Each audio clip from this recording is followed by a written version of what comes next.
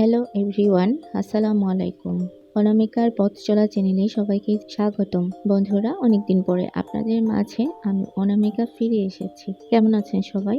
আশা করছি সবাই সবার ফ্যামিলি নিয়ে অনেক ভালো আছেন এবং সুস্থ আছেন। আর আপনাদের দয়ায় আলহামদুলিল্লাহ আমিও মোটামুটি ভালো আছি। বন্ধুরা, আমার শারীরিক অবস্থা খুব একটা ভালো ছিল না, বলতে গেলে অনেকটাই খারাপ ছিল, যার কারণে আমি আপনাদের মাঝে এতদিন কোনো ভিডিও প্রেজেন্ট করতে পারিনি। তো দীর্ঘদিন পরে আপনাদের মাঝে আমি ফিরে এসেছি। হয়তো সবাই খুশি হবেন যে আমি আপনাদের মাঝে আবারও ফিরে আসতে পেরেছি। তো অনেক কষ্ট করে আজকে ভিডিওটা আপনাদেরকে উপহার হিসেবে দিলাম। বন্ধুরা, আশা করছি ভিডিও প্রথম থেকে শেষ পর্যন্ত আমি অনামিকা এবং অনামিকার পথ চলা চ্যানেলের সাথেই সবাই থাকবেন।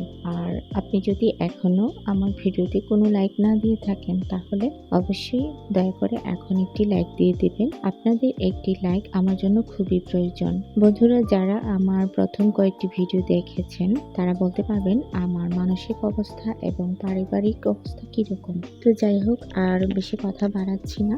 আমি আজকে ছোট ছোট করে কিছু আয়োজন করেছি, তো সেই আয়োজনগুলো আপনাদের সামনে তুলে ধরলাম ক্যামেরায়। আমি আসলে খুব বেশি কিছু করি না বা করা সম্ভব হয় না, কারণ আমার ফ্যামিলির অবস্থা কিরকম আপনাদের সাথে আমি সেটা শেয়ার করেছি কয়েকবারই। বন্ধুরা, প্লিজ আমাকে একটু হেল্প করুন। বিশ্বাস করুন, আবারও একই কথায় ফিরে এলাম। আমার আসলে এগিয়ে যাওয়াটা অনেক বেশি জরুরি। যারা মন থেকে মানুষের ভালো চান তারা বলতে পারবেন যে একটি মানুষ যখন আর্থিকভাবে বিপদগ্রস্ত থাকে, বাচ্চা কাচ্চাদের চাহিদা বা নিজের চাহিদা, পরিবারের চাহিদা পূর্ণ করতে পারে না, আর মানুষটা যদি নিজেকে সৎ বলে দাবি করে, সে যখন অপূর্ণতায় ভুগে বিভিন্ন চাহিদা থেকে বঞ্চিত থাকে তার পরিবার, শত চেষ্টার পরও, শত ইচ্ছা থাকার পরও কোনো কিছুতেই কিছু হয় না, তখন সেই মানুষটার মানসিক অবস্থা আসলে খুবই খারাপ হয়। তো বলেছিলাম কথা বাড়াবো না বন্ধুরা, তারপরও মনে হচ্ছে এই 5-6 মিনিটের ভিডিওতে গল্প করে নেই। আমি যা যা করেছি, রেসিপি তৈরি করেছি বা করছি, সেগুলো কিন্তু আপনারা দেখছেনই। দেখার সাথে সাথে আমি আমার কথাগুলো আপনাদের সাথে শেয়ার করে নিচ্ছি আর কি, এর বেশি কিছুই না। তো বন্ধুরা, মানুষ চাইলে মানুষকে অনেকভাবেই উপকার করতে পারে, আর আমি তো আপনাদেরকে বন্ধু মনে করি। হয়তো কারো বোন, কারো বন্ধু, যে আমাকে যেভাবে যে হিসাবে স্থান দিতে চান, আমি সেরকমই নিজেকে মনে করব। তো আপনি যদি বন্ধু হয়ে থাকেন বা আমার কোনো শুভাকাঙ্ক্ষী অথবা আমাকে বোন মনে করেন, সমস্যার কিছুই না। আমাকে একটু হেল্প করবেন যেভাবেই পারেন। প্লিজ সবাই আমাকে একটু হেল্প করবেন, আমার জন্য না হলেও আমার পরিবারের জন্য, আমার দুটি মেয়ের জন্য। আমি আসলে কিছুই করতে পারছি না। তো চ্যানেলটা খুলেছিলাম অনেক আশা করে, অনেক মন ভেঙে গেছে।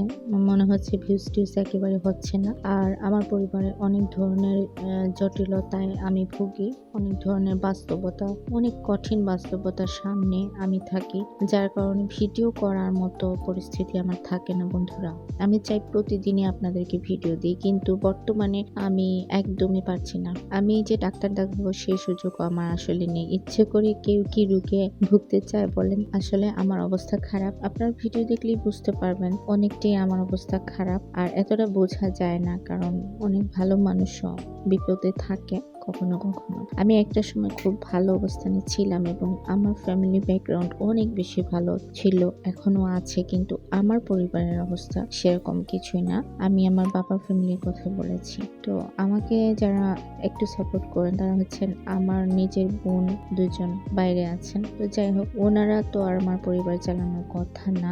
যতটুকু পারেন কিছু কিছু হেল্প করেন, এতটুকুই বাস, এর বেশি কিছু না। আর কেউ আমাকে কোনো হেল্প করছে না, আর কেই বা করবে বলেন? তো আপনারা যদি পারেন, কোনোভাবে যদি মনে হয় আমাকে একটু হেল্প করতে পারবেন, করবেন। যদি ভালো বন্ধু হয়ে থাকেন, মানুষ তো মানুষের জন্য, কিভাবে হেল্প করবেন আমি বলেছি আপনাদেরকে। তো বন্ধুরা, প্লিজ আমাকে ছোট দৃষ্টিতে দেখবেন না, আমার কষ্ট হবে, কারণ আমার আত্মসম্মান বোধ অনেক বেশি আছে এখনো, কিন্তু আমি আসলে অনেক প্রতিবন্ধকতার শিকার। আমি চাইলেই যে কোনো কিছু করতে পারছি না।